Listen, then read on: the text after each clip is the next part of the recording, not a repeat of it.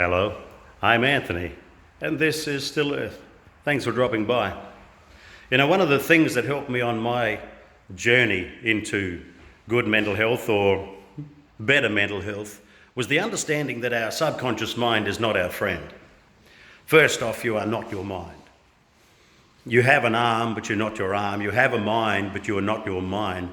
It is our duty and our job to make up our mind. If we have to make a decision, we say, look, I'll make up my mind and we'll get back to you. So first off, we are not who we think we are. And secondly, your mind is not your friend. Your subconscious mind is a running program. It's not your friend. It was designed to keep you safe. It's always looking for the negative. That's its job. You're not alone when you sit there and think, wow, I'm always thinking these terrible bad thoughts. If you look at it closely, you'll find that most of these terrible bad thoughts are from the past and from things that hurt us. So that's what our mind does. Think back into the DNA of all of this, and let's say we went back just as far as cavemen and women.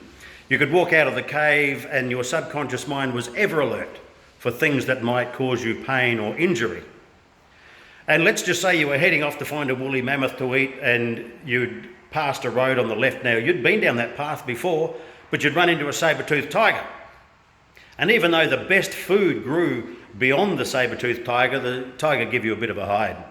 So right now, you're walking down the road and you see the road to the left, your subconscious mind is going to bring you up all sorts of resistance, all sorts of reasons why you shouldn't go down that way. Your mind will always drive you away from pain and fear by bringing you more fear.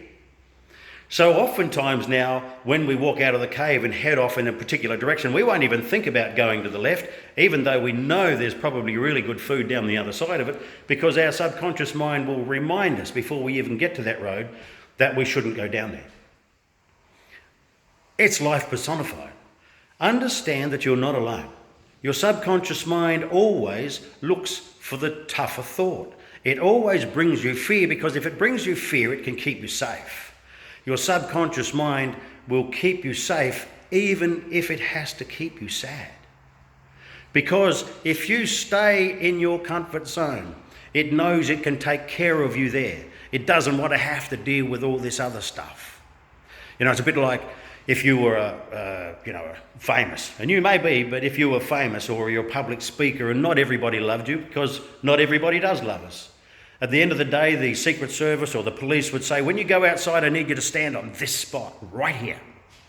Because they know if you stand on that spot, then they can take care of you. They've got all the angles covered. Doesn't matter whether the sniper's up there or across there. They've got all the angles covered. They can take care of you as long as you stand right here. Your subconscious mind is exactly the same. As long as you stand exactly there, it can take care of you. And that's what it wants. It'll bring you all kinds of fear and all kinds of reasons, all kinds of sadness, and remind you of all the pain, just so long as it keeps you here. I coach people who are afraid of flying. I coach people who have never been in an aeroplane but are afraid of flying. It's almost too hard to grasp. If you've never done something, how can you be afraid of it? The only way you can be afraid of it is your mind has taught you some stuff about flying. If you have to get over that, one of the things is to look at the other end of the flight, getting on the beach, getting that margarita in hand and sitting there getting sloshed or pleasantly drunk, or whatever that means to you. It's interesting though how powerful the mind, you can see how powerful your subconscious mind is if it already has scared you away from doing something that you actually have never done before. So, the trick is to understand what our subconscious mind does. It keeps us in our comfort zone. So, if we go outside of the comfort zone, it'll give us 10 good reasons to get back in. We have to become comfortable with being uncomfortable. We have to stick our big hairy toe over the comfort zone line as often as we can. You see, we have to input new information and prove our subconscious mind that it is wrong. Look at it this way. Until you do something like that, you will always have the same information. If someone brought to you a survey about your district, your suburb of living, and the questions were about how safe was it to live where you live, without any new information, you would simply write, you know what, it's not bad. Nothing really bad's ever happened to me, or, you know, it's pretty good. And you would fill the survey out like that. Now, after that, you might get interested and you go down to the police station and say, look, I just want to know the crime stats for my region, for my suburb. And the policeman says, well, mate, there's been X amount of murders, attempted bashings, you know, whatever. Now, you'd come away with completely new information. The next time the person brought that survey to you, you would fill it out completely differently. So this is what we have to do to keep refilling our subconscious mind with new and better and stronger information. We have to step outside the comfort zone. We have to continually grab new information to put over the top of the old information so we get more comfortable with being uncomfortable when we step outside the comfort zone. Because I can tell you now, your best life lives just over there. Your best, most exciting life doesn't exist in the comfort zone. Theoretically, in the comfort zone, you could sit in the corner and rock back and forth and get people to bring you 3 meals a day and wash your face from time to time.